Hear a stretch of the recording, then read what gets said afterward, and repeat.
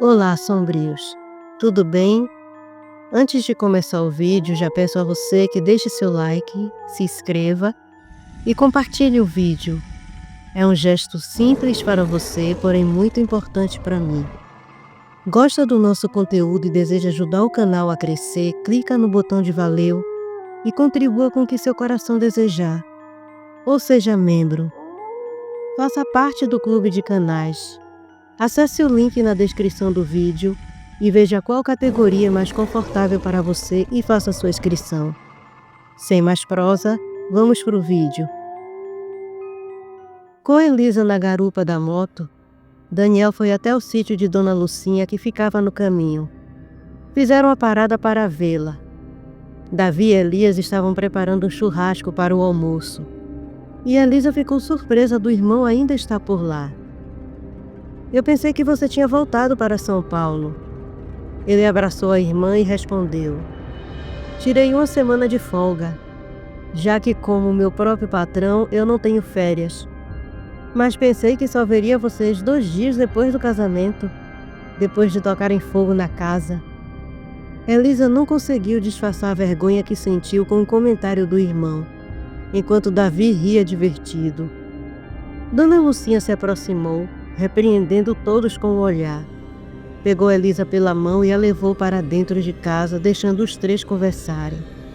Dentro de casa, ela serviu a fatia do bolo do casamento de Elisa e disse: vocês saíram ontem e não comeram nada, então separei um pouco dos salgados e parte do bolo para vocês.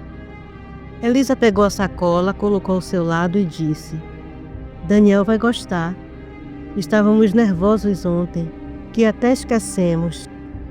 Dona Lucinha se aproximou dela, servindo salgados para as 2, junto com o café fresco, e perguntou: não fique constrangida, filha, com a pergunta que vou fazer. Mas como você, eu sei o que Daniel é. Me diga, foi tudo bem ontem à noite? Elisa não conseguiu esconder a vergonha, mas sentiu a preocupação nas palavras de Dona Lucinha. E respondeu sentindo sua face queimar: ele foi gentil e cuidadoso comigo, Dona Lucinha. Daniel é mais do que eu podia esperar em um marido. Eu estou muito feliz com ele e sei que ele jamais vai me machucar. Dona Lucinha jogou o corpo para trás, respirando aliviada, e sorriu dizendo: me desculpe por deixá-la constrangida, mas tenho um grande apreço por você e só quero o seu bem. Eu sei, não se importe, sabe que sou assim mesmo, envergonhada. Do lado de fora, Davi perguntou: então, Daniel, tiraram o dia para passear? Daniel pegou um copo de refrigerante que Elias lhe ofereceu e respondeu: foi ideia de Elisa. Ela quase nunca sai e eu só saio para trabalhar, e não conhecia a cidade direito. Estamos indo para Pedra Furada, ela quer me mostrar o lugar. Minha irmã sempre com as boas ideias. Acho que vou atrapalhar o casal e vou junto. Tenha tempo que não vou lá. Elias falou enquanto virava as carnes na churrasqueira. Daniel sorriu e perguntou para Davi: e você, Davi? Vai também ou está de serviço? Davi o encarou e respondeu: estou sob aviso. Qualquer anormalidade vão me contactar. Então vou acompanhar meu amigo Elias e acompanhar o casal. Quando Elisa saiu com Dona Lucinha, os 3 já a esperavam para almoçar. Depois do almoço e de descansarem um pouco, resolveram ir todos, menos Dona Lucinha, para a Pedra Furada. Davi e Elias estavam no carro de Davi e Elisa foi com Daniel na moto. Quando chegaram no parque de Pedra Furada, Daniel sentiu um arrepio percorrer sua pele. Ao se aproximarem do restaurante para comprar uma água, Daniel apertou a mão de Elisa, que percebeu que ele estava nervoso. Ela olhou para ele e alisou seu braço, perguntando baixinho: tá tudo bem? Ele olhou para ela e disse também baixinho: não saia de perto de mim. Estou sentindo o cheiro do cani.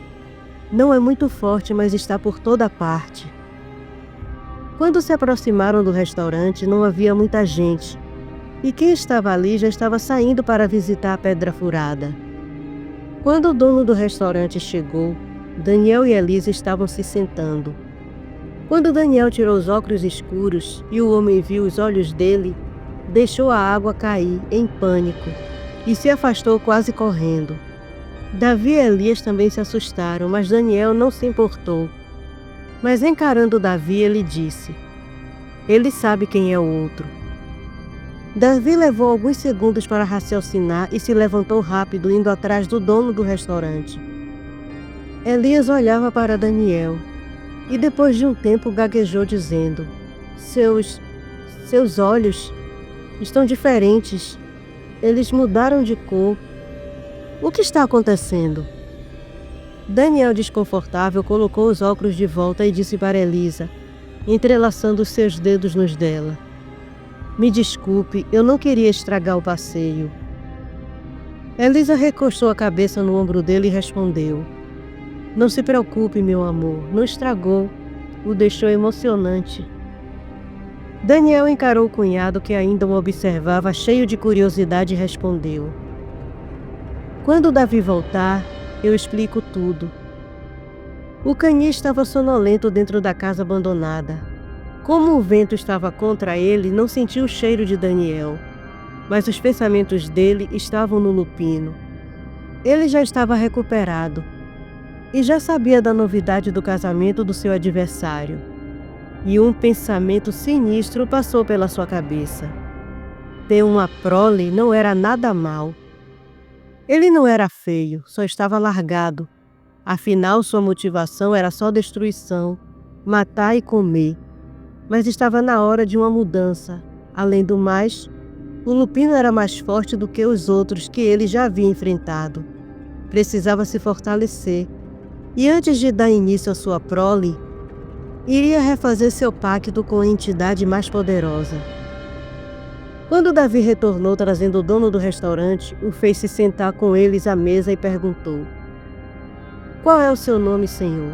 Só queremos conversar." O homem respirava rápido e não tirava os olhos de Daniel. Davi virou o rosto dele para si e disse: "Ele está com a polícia, não precisa ter medo. Agora responda a minha pergunta, qual é o seu nome?" Gaguejando, o homem respondeu: É Manuel." Davi respirou fundo e fez outra pergunta: "Então, Emanuel, por que correu ao nos ver?" O homem voltou a encarar Daniel e respondeu: "Os olhos dele são como os do outro, mas de cor diferente." Davi olhou para Daniel e depois de volta para o homem e perguntou: "E quem é o outro? Porque é ele que está matando as pessoas e não esse aqui." O homem olhou assustado para Davi, se lembrando das palavras do andarilho, e respondeu quase num sussurro: "Eu não posso falar. Ele ameaçou minha família e vocês não podem garantir que eles ficarão bem. Aquele homem é o diabo em carne e osso, até cheira igual." Daniel segurou firme a mão do homem, que se assustou ao ponto de gritar enquanto tentava se soltar. Mas Davi o conteve e Daniel disse: "Eu vou garantir que sua família fique bem, mas diga ao policial quem ele é e onde está. É mais fácil prendê-lo quando ainda é humano.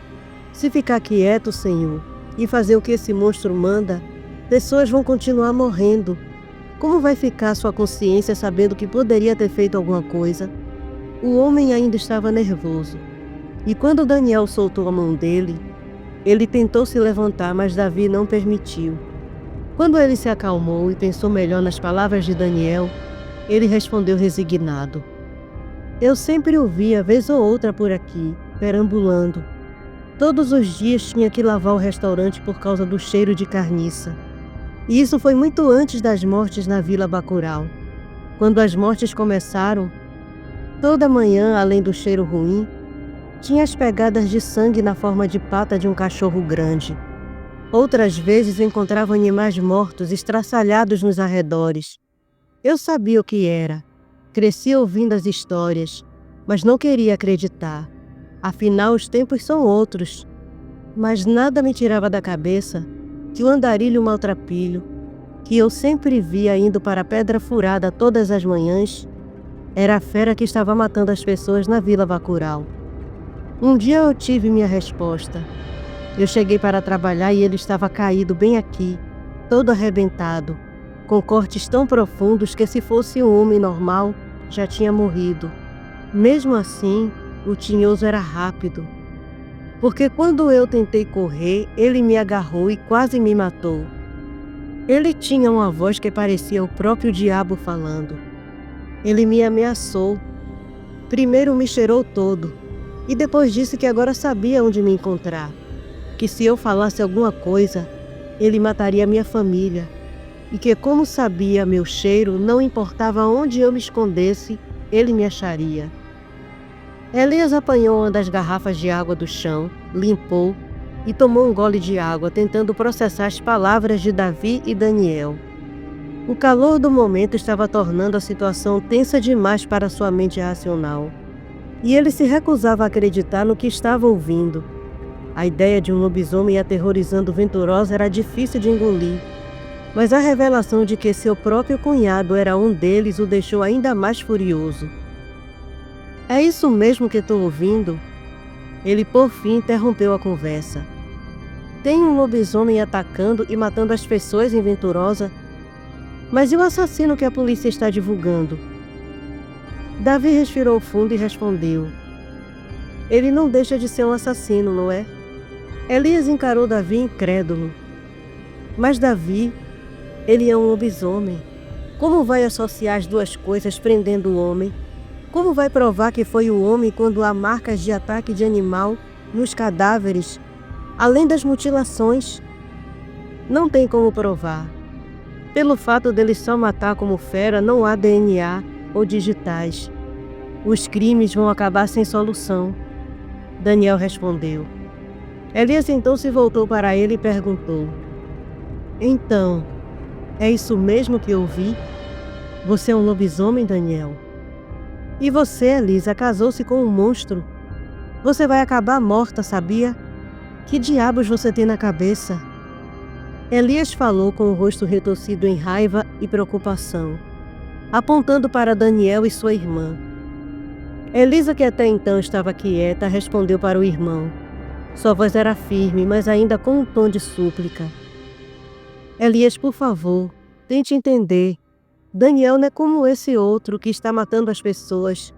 Ele sempre foi cuidadoso, ele nunca machucaria ninguém, muito menos a mim. Elias riu, mas o som era amargo. Ah, claro, muito cuidadoso. E quando ele não pudesse controlar? Quando o monstro dentro dele decidir que já teve o suficiente de controle, você vai continuar defendendo ele? Daniel, até então em silêncio, levantou os olhos. Sua expressão era sombria e triste. Eu entendo sua raiva, Elias, e não posso mudar o que sou.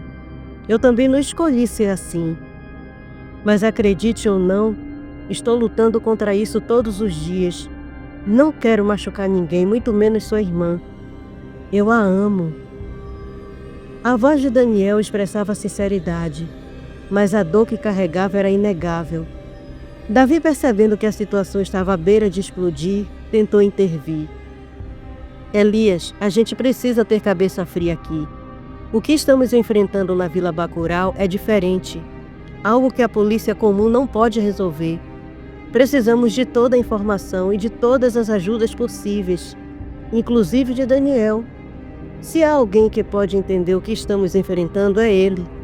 Elias virou-se para Davi, a indignação transbordando em suas palavras. E você, Davi, vai mesmo confiar num lobisomem? Ele pode muito bem ser o próximo a matar alguém. E aí? O que você vai fazer? Colocar as algemas nele? Cara, crescemos ouvindo as histórias. Tivemos avistamentos na barragem do Ingazeira. Fora alguém que conhecia outro alguém que se transformava. Que nem o finado Guariba. Eu nunca duvidei da existência deles e nunca soube de um que não machucasse as pessoas. Todos eles machucam Davi. Davi o encarou.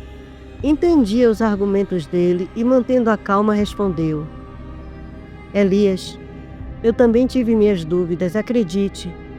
Mas a situação é mais complicada do que isso.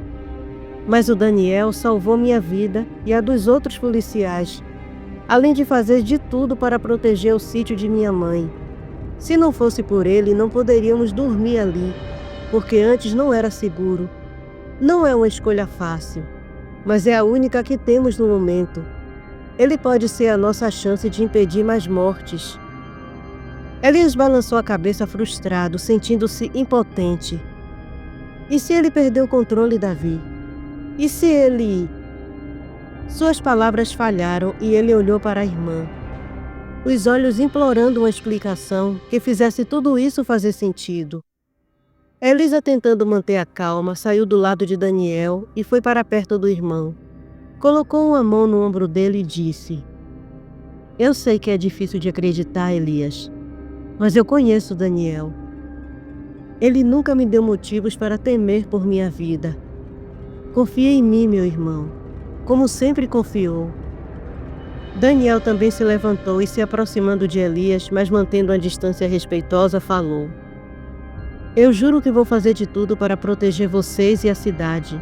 Mas, se um dia eu me tornar um perigo... Ele hesitou, olhando diretamente nos olhos de Elias.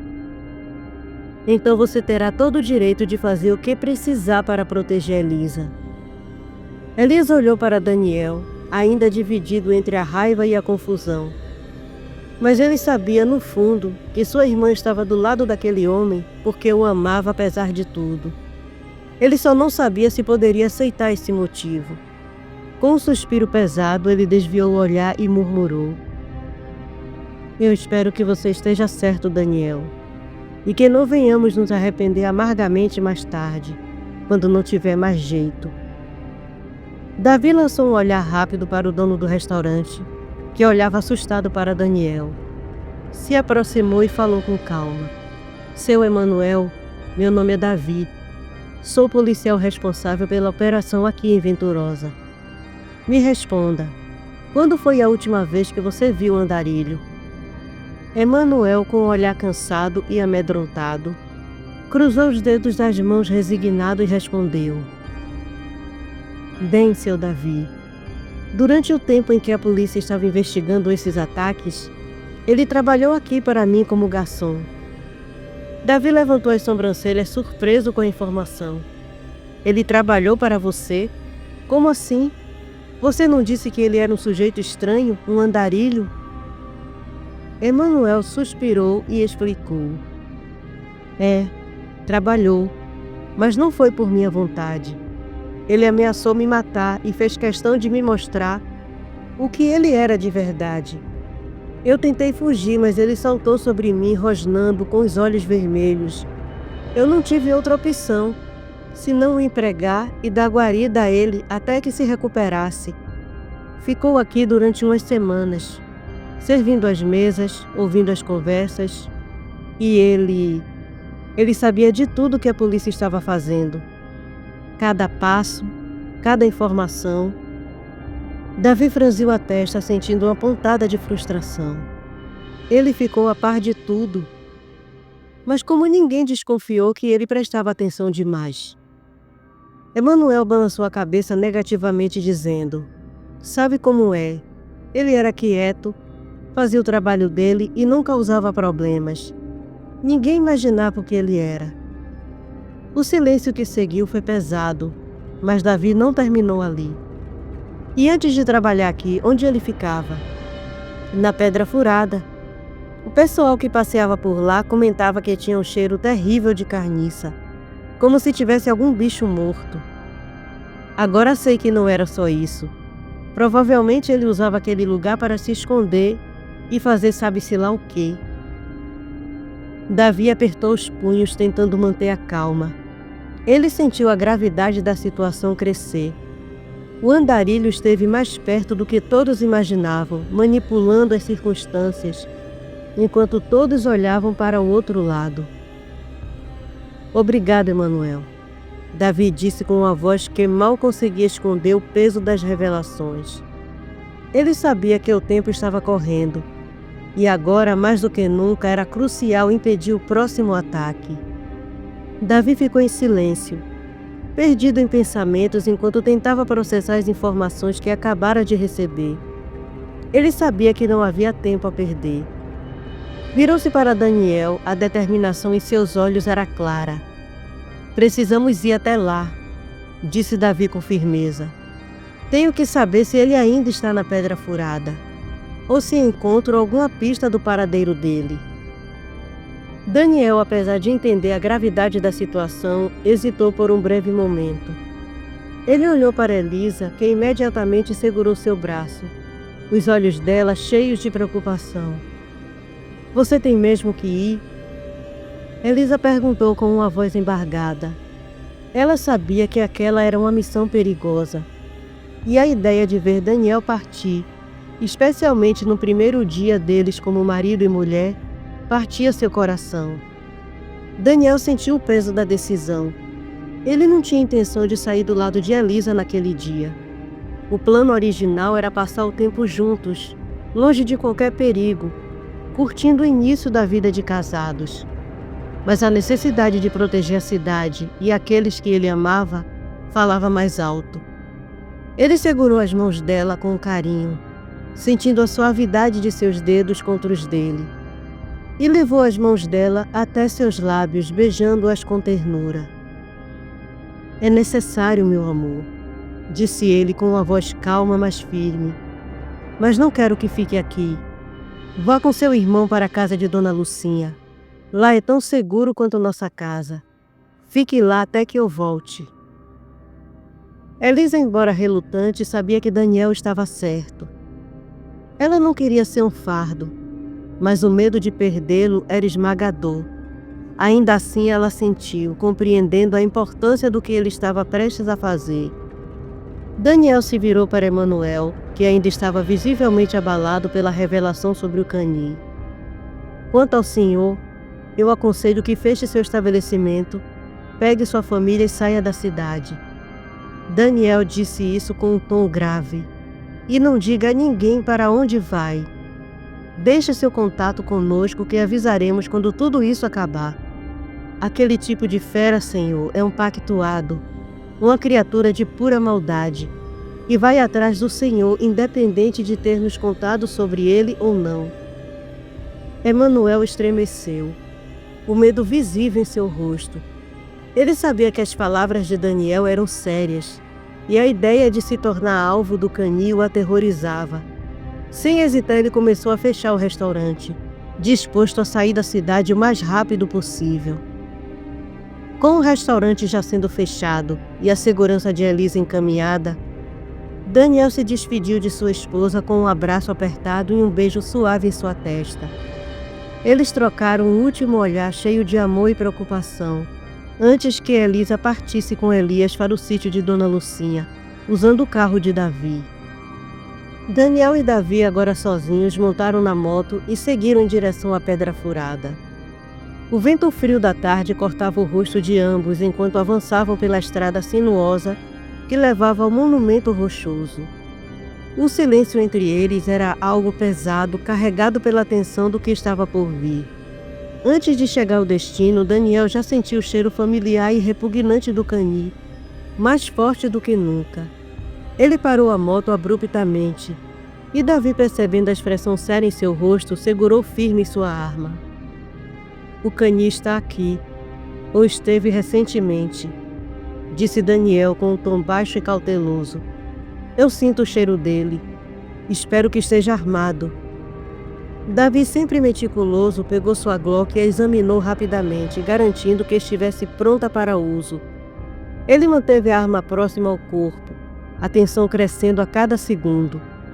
Ambos começaram a subir as escadas de pedra que levavam ao topo da Pedra Furada, os passos ecoando no silêncio opressor ao redor. Cada degrau era uma mistura de adrenalina e apreensão. Daniel, guiado pelos seus sentidos aguçados, permanecia atento a qualquer sinal de perigo.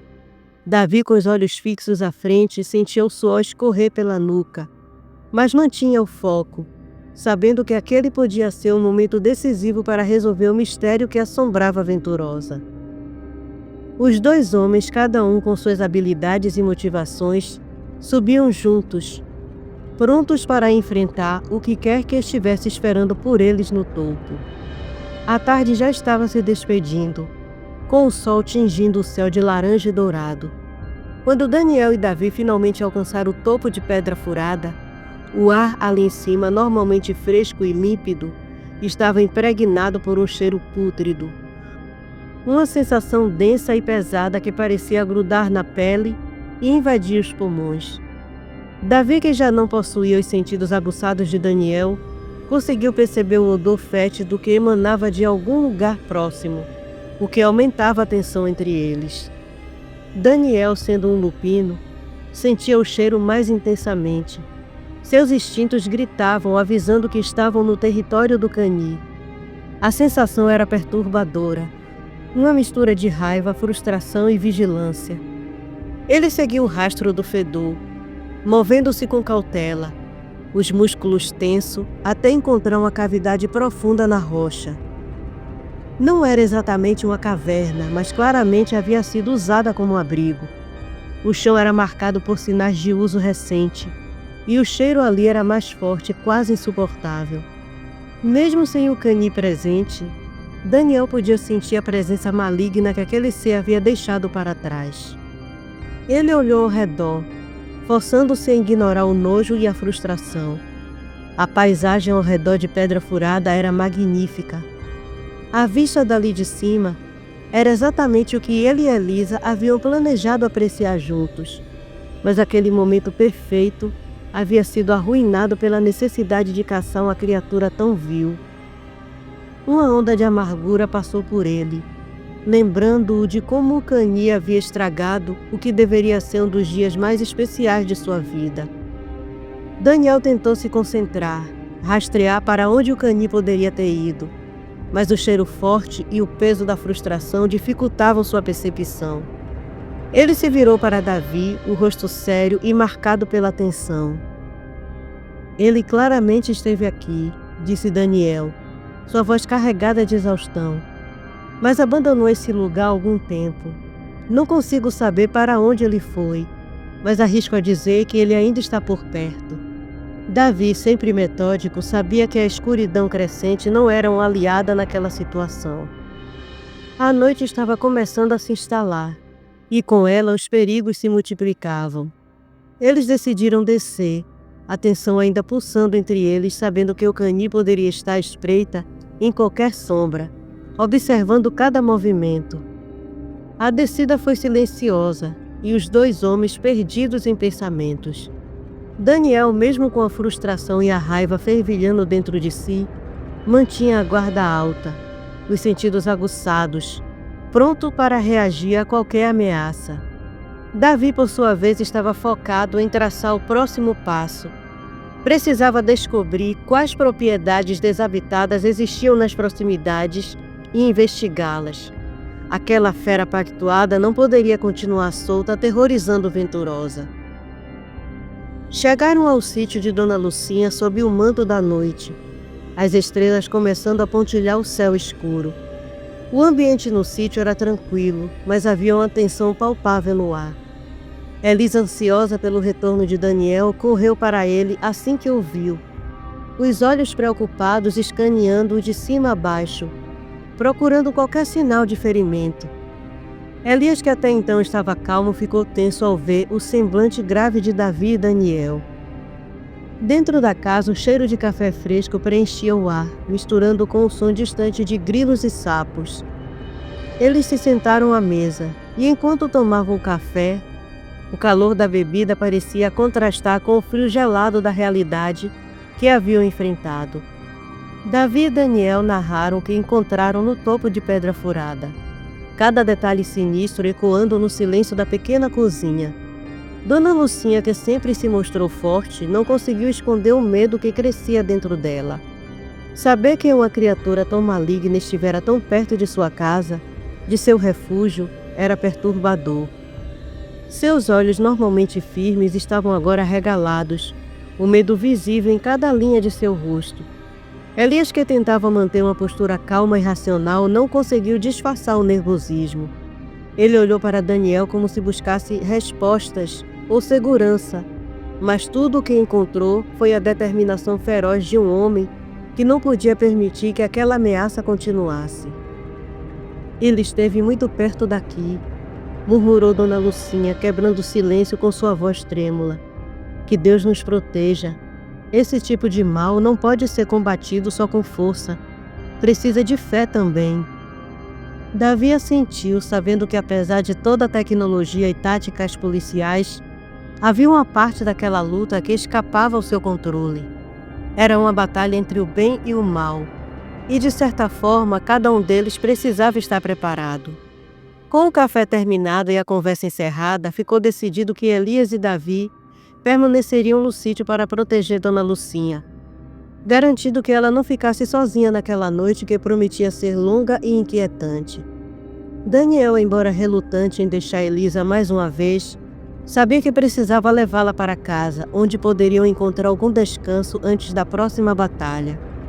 No caminho de volta para casa, a moto de Daniel cortava o silêncio da noite, enquanto o vento frio passava por eles. Elisa abraçou Daniel pela cintura, tentando encontrar conforto no calor do corpo dele. Daniel, por sua vez, tentava se concentrar na estrada, mas sua mente estava em constante alerta, esperando o menor sinal de perigo. Finalmente chegaram em casa. Ao entrarem, Daniel trancou a porta com cuidado, seus olhos ainda varrendo o ambiente como se o perigo pudesse surgir de qualquer canto. Elisa, exausta e emocionalmente drenada, se aconchegou no sofá, tentando processar tudo o que havia acontecido naquele dia. A sensação de segurança que a casa costumava trazer agora parecia mais frágil, como se uma sombra pairasse sobre eles, esperando o momento certo para atacar. Daniel se aproximou dela, sentando-se ao seu lado, e a abraçou, sentindo o peso da responsabilidade em seus ombros. Ele sabia que aquela noite de núpcias, que deveria ser de felicidade e união, havia sido manchada pelo medo e pela necessidade de proteção. Mas apesar de tudo, estavam juntos, e isso era o que importava. E enquanto ele estivesse ao lado de Elisa, faria de tudo para protegê-la, independentemente das ameaças que surgissem no caminho.